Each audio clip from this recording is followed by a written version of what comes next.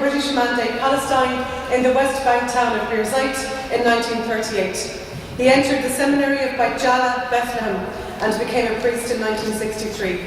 He has served as a priest in Jordan, in Jenin, and finally served as parish priest of the Holy Family Parish Gaza until his retirement in May 2009.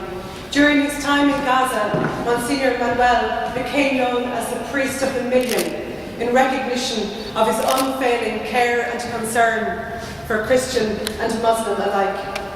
He also served as director of the 2 Latin Patriarchal schools in Gaza, which are run as co-educational facilities providing for both Muslim and Christian children. Monsignor Musallam is currently President of the Christian World Department at the International Relations Commission, FATA, and a member of the Islamic Christian Commission in support of Jerusalem and the Holy Sites, and director of its Birzeit office. And it has been a pleasure to host Father Manuel in Ireland the last few days.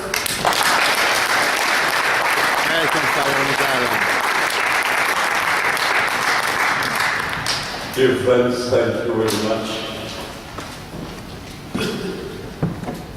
I thank Mary, who with Mr. Constantine Dolbach, they gave you a theology of liberation. It is enough. I will not do theology and will not speak politics. I will speak human approach.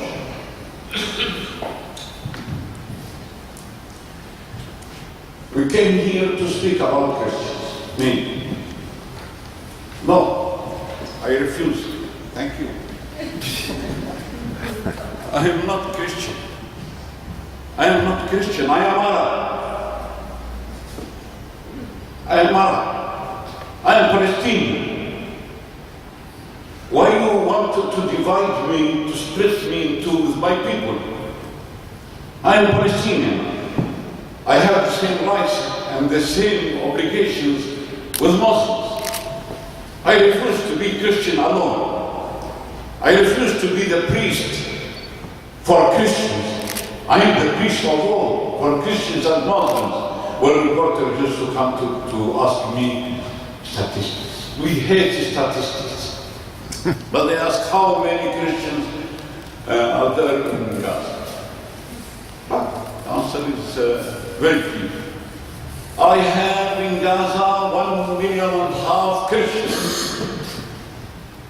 Among them, 3,500 are baptized, others are circumcised. But they are my parishioners. I am the priest of the 1.5 million. So I am the priest of all. Now when we try to speak about Palestinians, please, don't focus on Christians. Please, because if we are segregated like this, we live in danger. We are not a religious community.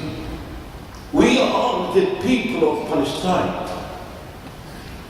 I am not working for Christians. I am working for my people. In my school, I had in the school, Mary mentioned, I had 1,200 students.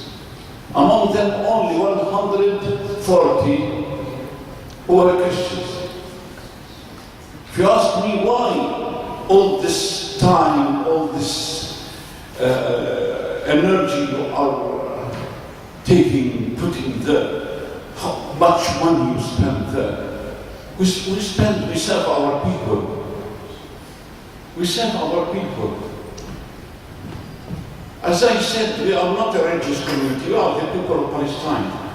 And because of that, we don't want to be segregated in the corner. No, we are sharing the Palestinians in all their difficulties. We are sharing them in war as well in peace.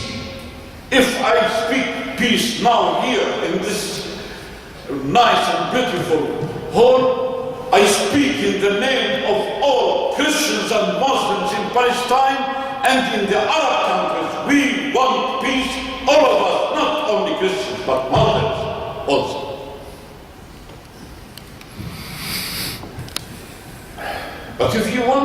something about Christians? Yes, we can tell you something. We are around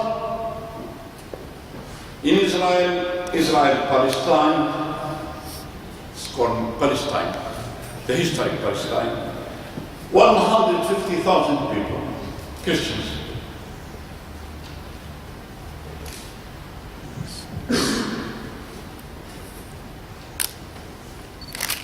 In the Arab countries, we are around 14 million Christians.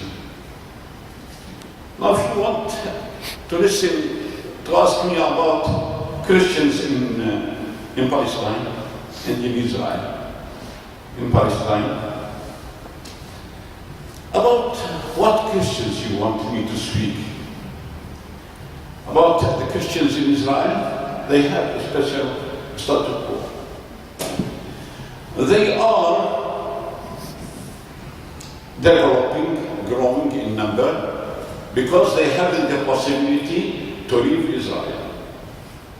Then second, they have work, they remain in their homes, they have their land, they don't need to go outside. This small number, around 70,000 people, they are growing each time, but they are segregated there. They are Palestinians of nationality, but they are Israelis with their passports. So Hanna Attallah has two nationalities. It's two in one. Yeah? So they have, these Christians, they have a nationality, but they haven't a Palestinian passport. They live in Palestine, which is called Israel. And they are treated like Israel. These Christians are different from the Christians in the West Bank. They are Palestinians, yes, like those in Israel. They have a number of identity cards coming from Israel. But they live in Palestine, but till now they haven't tested. So we are out of the game. Where is our borders? Where is the borders of Palestine? Where is the borders of Israel? Is Tel Aviv itself is in Israel? Show me that. Tell me that. Israel till now is the only state recognized by the whole world, by the democratic world, recognized without considering the consequences of this recognition, recognized without borders. Israel is floating here and there. One time they go in Palestine, then in Egypt, another time in Jordan, then in Syria, then in Lebanon.